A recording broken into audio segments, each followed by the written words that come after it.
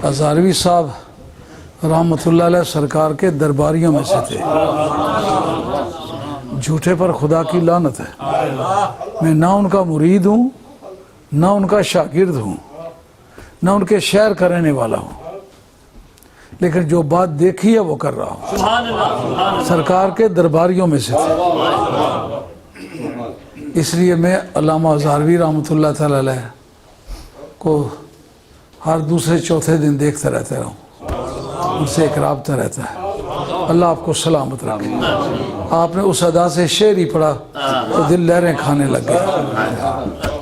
वो हज़रत ख्वाजा गोल्डबी रहमतुल्लाह अलैह के इल्म व अमल और तहकीक का सही तर्जमान था और बारगाह सालत का वेल अप्रूव्ड आदमी था। अब मुझसे बहुत सारे अकायद के बारे में इस वजह से भी तस्कीन है कि हज़ारवी साहब मुझसे राज़ी थे। किताबी तहकीक के अलावा जिस आदमी ने मेरे अकायद की तहकीक की है, ताकीद की है, शानदार चौक जेलम की बात है।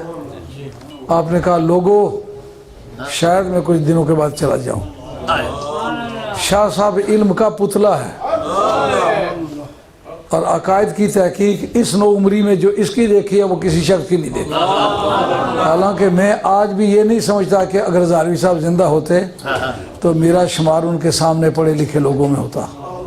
मैं आज भी समझता हूँ कि अगर वो जिंदा होते तो मैं उनके सामने एक बच्चा ही था।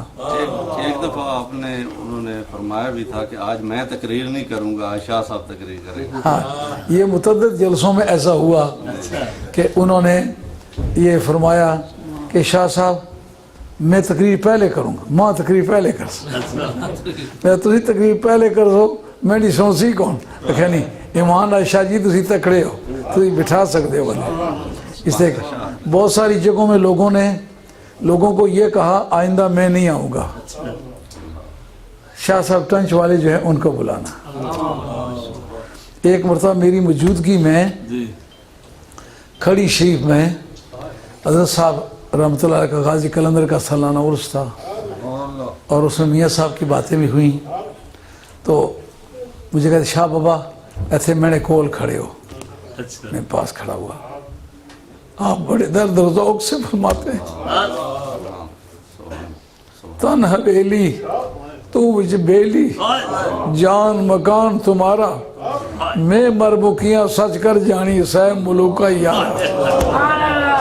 ये फरमा के कहते हैं अब इसके बाद मेरी हाज़िरी नहीं होगी, आपने आना है।